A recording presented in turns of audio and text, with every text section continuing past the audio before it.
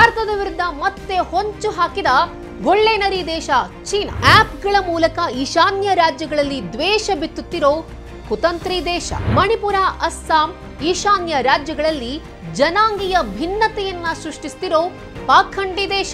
Red zone ನಲ್ಲಿ alarm ಬಾರಿಸ್ತಿರೋ ಚೀನಾದ red note app. ಡ್ರ್ಯಾಗನ್ಗೆ ಲಂಗು ಲಗಾಮು ಕಡಿವಾಣ ಹಾಕೋಕೆ ಮುಂದಾದ ಭಾರತ. ನಮಸ್ಕಾರ ವೀಕ್ಷಕರೇ.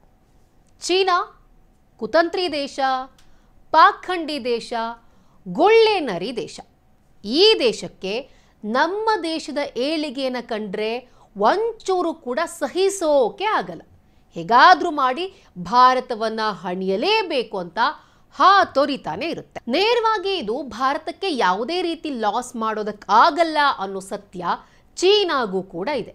ಹೀಗಾಗಿ ಇಲ್ಲಿವರೆಗೂ ಕೂಡ ಕಳ್ಳದಾರಿಯ ಮೂಲಕವೇ ಭಾರತಕ್ಕೆ ಪೆಟ್ಟು ಕೊಡೋದಕ್ಕೆ ಷಡ್ಯಂತ್ರವನ್ನು ಹೂಡ್ತಾನೆ ಬಂದಿದೆ.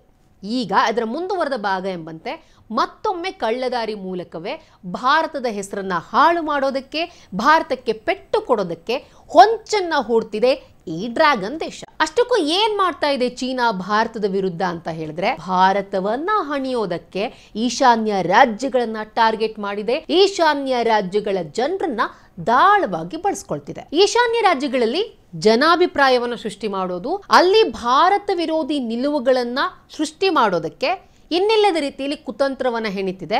ಅದಕ್ಕಾಗಿ ಅದು ಬಳಸ್ಕೊಂಡಿರೋದು ಒಂದು ಆಪ್ ಅನ್ನ. ಆಪ್ಗಳ ಮೂಲಕ ಚೀನಾ ಈಶಾನ್ಯ ರಾಜ್ಯಗಳಾದ ಅಸ್ಸಾಂ, ಮೇಘಾಲಯ, ಮಣಿಪುರ, ನಾಗಾಲ್ಯಾಂಡ್ ಈ ರಾಜ್ಯಗಳಲ್ಲಿ ಜನಾಂಗೀಯ ಭಿನ್ನತೆ ಹಾಗೂ ಪ್ರಾದೇಶಿಕ ಉದ್ವಿಗ್ನತೆಯನ್ನ ಸೃಷ್ಟಿಸೋದಕ್ಕೆ ಪ್ರಯತ್ನ ಮಾಡ್ತಿದೆ. ಈಶಾನ್ಯ ರಾಜ್ಯಗಳ ಜನರಲ್ಲಿ ಪ್ರತ್ಯೇಕತೆಯನ್ನ ಹುಟ್ಟಿಸೋದಕ್ಕೆ ಪ್ರಚೋದನಕಾರಿ ಸಂದೇಶಗಳನ್ನ ತನ್ನ ಆಪ್ಗಳ ಮೂಲಕ ಕಳಿಸ್ತಾ ಇದೆ ಈ ಕುತಂತ್ರಿ ದೇಶ. ಆಪ್ ನ ಮೂಲಕ ಈಶಾನ್ಯ ರಾಜ್ಯಗಳ ಜನರನ್ನ ಆಕರ್ಷಿಸೋದಕ್ಕೆ ಪ್ರಯತ್ನ ಪಡ್ತಾ ಇರೋ ಚೀನಾ ಆ ಆಪ್ ನಲ್ಲಿ ಭಾರತ ವಿರೋಧಿ ವಿಚಾರಗಳನ್ನ ಬಿತ್ತರಿಸ್ತಾ ಇದೆ ಅಂತ ಹೇಳಿ ಕೇಂದ್ರ ಗುಪ್ತಚರ ಇಲಾಖೆ ಈ ಒಂದು ಮಾಹಿತಿಯನ್ನ ಹೇಳಿದೆ. ಅಷ್ಟಕ್ಕೂ ಯಾವುದಪ್ಪ ಆಪ್ ಅಂತ ಹೇಳಿದ್ರೆ ರೆಡ್ ನೋಟ್ ಆಪ್.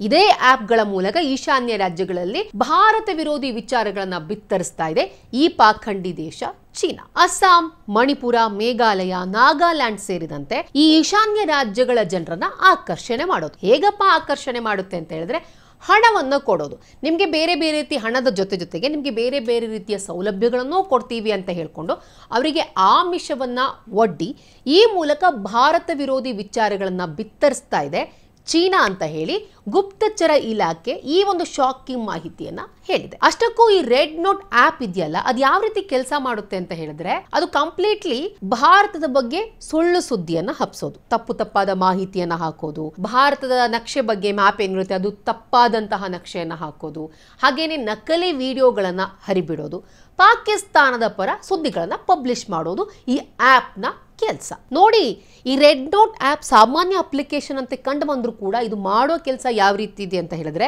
ಈಶಾನ್ಯ ರಾಜ್ಯಗಳಲ್ಲಿರುವಂತಹ ಯುವಕರಲ್ಲಿ ಭಾರತದ ಬಗ್ಗೆ ಅಪನಂಬಿಕೆಯನ್ನ ಸೃಷ್ಟಿಸೋ ಕೆಲಸವನ್ನ ಈ ಆಪ್ ಮಾಡ್ತಾ ಇದೆ. ಅದೇನು ಹೇಳುತ್ತೆ ಅಂತ ಹೇಳಿದ್ರೆ, ನಿಮ್ಮ ಯಾವುದೇ ಸಮಸ್ಯೆಗಳಿದ್ರೂ ಕೂಡ ಅದಕ್ಕೆ ದೆಹಲಿ ತುಂಬಾ ದೂರ ಇದೆ, ಅಂದ್ರೆ ಕೇಂದ್ರ ಸರ್ಕಾರ ಬೇಗ ಸ್ಪಂದಿಸೋದಿಲ್ಲ, ಚೀನಾ ತುಂಬಾ ಹತ್ರ ಇದೆ, ಹಾಗಾಗಿ ನಿಮ್ಗೆ ಯಾವುದೇ ಸಮಸ್ಯೆ ಇದ್ರೂ ಕೂಡ ನಾವು ಬೇಗ ಸ್ಪಂದಿಸ್ತೀವಿ ಅಂತ ಹೇಳಿ ಚೀನಾ ಪರ ತಮ್ಮ ಪರ ತಾವೇ ಬ್ಯಾಟ್ ಬೀಸ್ಕೊಳ್ತಾ ಭಾರತದ ಬಗ್ಗೆ ಹಾಗೂ ಭಾರತ ಸರ್ಕಾರದ ಬಗ್ಗೆ ಅಪನಂಬಿಕೆಯನ್ನ ಸೃಷ್ಟಿ ಮಾಡ್ತಿದೆ. ಈ ರೆಡ್ ನೋಟ್ ಆಪ್ ಅನ್ನ ವಿಶೇಷವಾಗಿ ಈಶಾನ್ಯ ರಾಜ್ಯಗಳ ಜನರ ಮೇಲೆ ಪ್ರಭಾವ ಬೀರೋದಕ್ಕಂತಾನೆ ಡಿಸೈನ್ ಮಾಡಲಾಗಿದೆ. ಅವರ ಬ್ರೈನ್ ವಾಶ್ ಮಾಡೋದಕ್ಕೆ ಅದಕ್ಕೆ ಸಂಬಂಧಪಟ್ಟಂತಹ ಮೆಸೇಜ್ ಗಳನ್ನ ಈ ಒಂದು ಆಪ್ ನಲ್ಲಿ ಹರಿಬಿಡಲಾಗುತ್ತೆ ಅಂತ ಹೇಳಿ ಎಕ್ಸ್ಪರ್ಟ್ಸ್ ಗಳೇ ಹೇಳಿದ್ದಾರೆ. ಹಿರಿಯ ಭದ್ರತಾ ಅಧಿಕಾರಿಯೊಬ್ರು ಚೀನಾದ ಈ ಒಂದು ಕುತಂತ್ರದ ಬಗ್ಗೆ ಮಾತನಾಡಿದ್ದಾರೆ. ಅವ್ರು ಏನ್ ಹೇಳಿದ್ದಾರೆ ಅಂತ ಅಂದ್ರೆ, ದೇಶದ ಭದ್ರತೆಯ ವಿಷಯದಲ್ಲಿ ಭಾರತದ ಈಶಾನ್ಯದ ಭೌಗೋಳಿಕ ರಾಜಕೀಯ ಪ್ರಾಮುಖ್ಯತೆಯನ್ನ ಗಮನದಲ್ಲಿಟ್ಕೊಂಡು ಚೀನಾ ಆಫ್ರಿಕಾ, ತೈವಾನ್ ಮತ್ತು ಹಾಂಗ್ಕಾಂಗ್ ನಲ್ಲಿ ಯಾವ ರೀತಿ ಅಸ್ಥಿರತೆಯನ್ನ ಸೃಷ್ಟಿ ಮಾಡೋದಕ್ಕೆ ತಂತ್ರವನ್ನ ಬಳಸ್ತೋ ಅದೇ ರೀತಿ ತಂತ್ರವನ್ನೇ ಇಲ್ಲೂ ಕೂಡ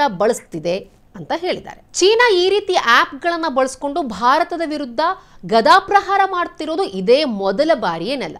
ಈ ಹಿಂದೆಯೂ ಕೂಡ ಹಲವಾರು ಆಪ್ಗಳ ಮೂಲಕ ಭಾರತದ ವಿರುದ್ಧ ಇಲ್ಲ ಸಲ್ಲದ ಸುದ್ದಿಗಳನ್ನ ಹಬ್ಬಿಸೋದಕ್ಕೆ ಪ್ರಯತ್ನ ಕೂಡ ಮಾಡಿತ್ತು.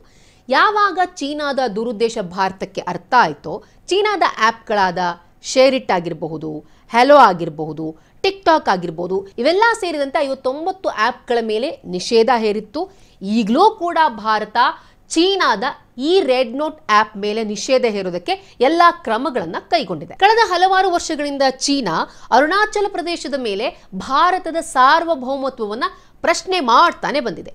ಅಷ್ಟೇ ಅಲ್ಲ, ತನ್ನ ನಕ್ಷೆಯಲ್ಲಿ ಈ ಒಂದು ಅರುಣಾಚಲ ಪ್ರದೇಶವನ್ನು ದಕ್ಷಿಣ ಟಿಬೆಟ್ನ ಭಾಗ ಅಂತಲೂ ಕೂಡ ಬಿಂಬಿಸಿದೆ.